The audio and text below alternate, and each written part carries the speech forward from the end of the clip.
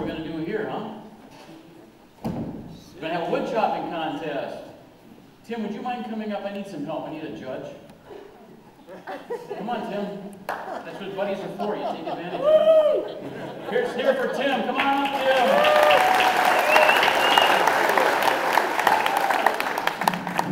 All right, I need 3 volunteers. I want a young man. All right, come on up. And I need a lady. And if you don't raise your hand, I'll pick you out. Just, climb up one of the stairs here.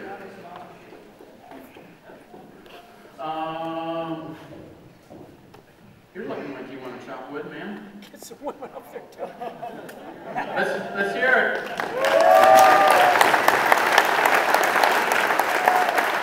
All right. Then I need a real man. Do I have a real man to volunteer? How many would like to see Tim be in a wood chopping contest?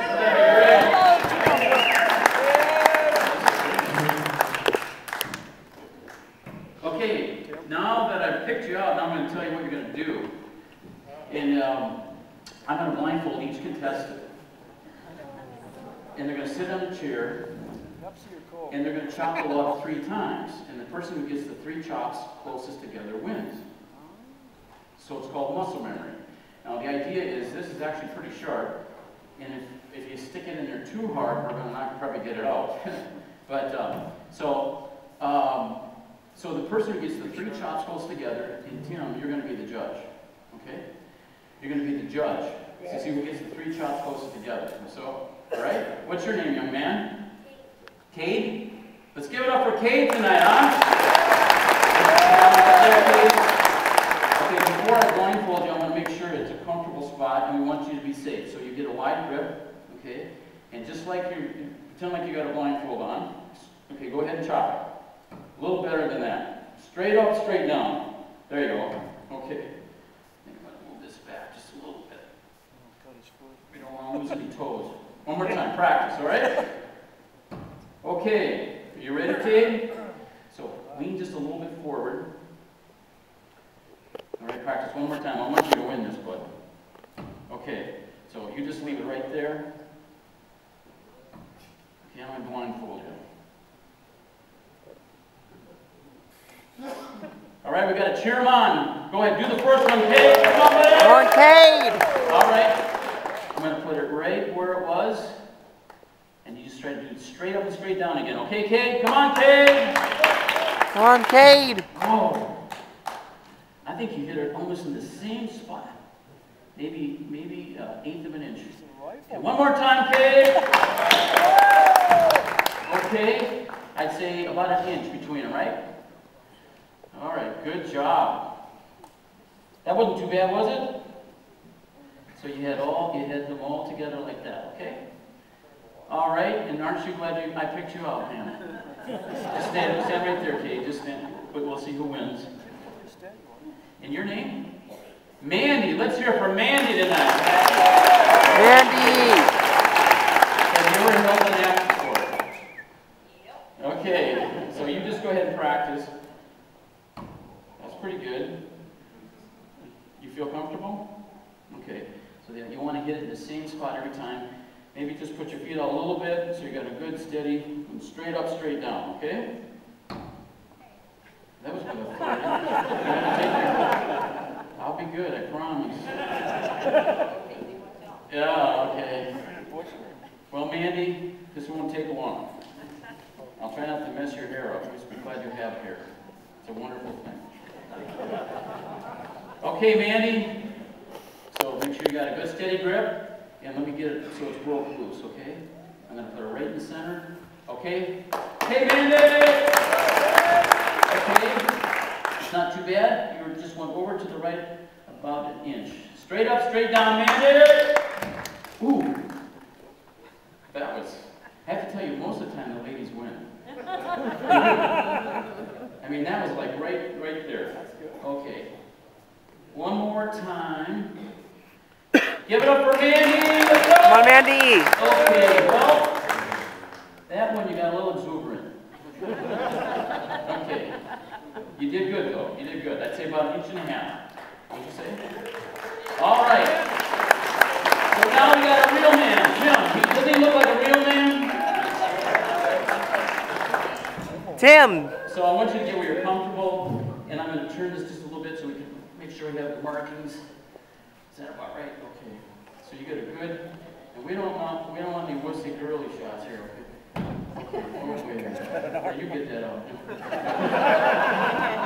Okay. Now I want you to. Okay. Feel comfortable?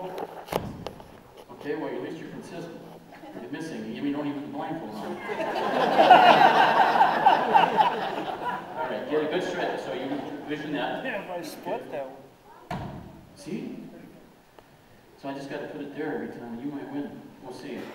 Okay, now what we got to do is blindfold you. So just go ahead and grab it. So you stay so you can vision. Can you hold on for that second?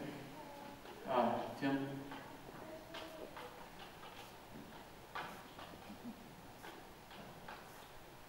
Let me make sure. Can't see, can you? No. I want to make sure you're right in the middle. Okay!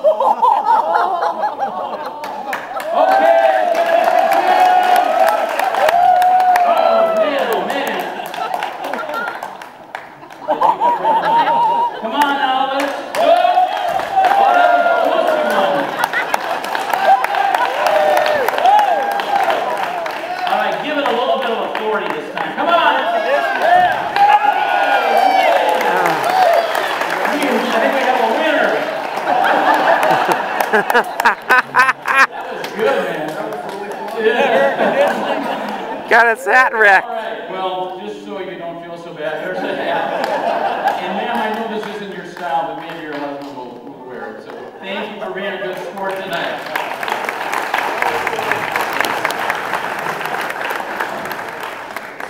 Just kind of break. All right, well, that's just some fun. Thank you, Tim. That's just some fun you can have around your campfire. My brother wants us to keep a good name, so don't mention our name with that, okay? But, so I actually learned that in the Canadian bear camp. Those Canadians have long winters and they have way too much time to think of that stuff. They say, hey, you want to have Canadians against Americans in a wood chopping contest? Guess who lost? But anyway, do you mind if I tell you a couple of hunting stories tonight? And then I want to talk then later about life lessons learned from the outdoors. Well, as I said, I'm an avid outdoorsman, but my passion truly is bow hunting. And since I was a kid, and my dad took me hunting when I was 6 years old for the first time, in Wisconsin, where my mom grew up by Alma Center. And I was 6 years old, and I had my little fiberglass bow. And I felt so dangerous with that little bow, you know. Me and my dad were in the woods, and I'm going to shoot a big deer, you know. And I still can remember, and I think I fell in love with the outdoors when I was 6 years old because I knew what I could. And of course I was totally harmless, but I can still remember the experience of being in the outdoors with my little bow and arrow. And I've never lost that thrill. I used to wonder when I was a kid and a teenager if I'd ever lose my thrill for the hunt, the thrill for the outdoors, the thrill of being on a remote lake somewhere in Canada or Minnesota and casting a line as the sun's coming up off the water. You know, want to know something? I don't worry about that anymore. Do you? Isn't it wonderful being outdoors? And you know, one of the things about bow hunting, if you have to shoot something every time you go out, you don't do it with a bow and arrow. Because most of the time you have a great time, but you come back with nothing. But you had a great experience. And I don't know, there's something to me about the outdoors that brings my sense of life. You know what I'm talking about? I hear that, I see that, I smell it. I just love being outdoors. Well, every once in a while, so I'm used to going on hunts. I go sometimes out west, and I'll have a great time, but I'll come back empty-handed. But every once in a while it comes together. So I want to tell you about my elk hunt that I had several years ago. I grabbed a friend from Mankato, didn't really grab him. He picked me up, and we rode together out to Colorado. And how many have ever heard of elk bugle in the wild? There is just nothing like it, man. It is an amazing sound. And so we drove all the way out to Colorado and got up at 4 o'clock the next morning. I was bone tired because we traveled and got up early in the morning. How many have ridden horses in the mountains? I have to be honest with you.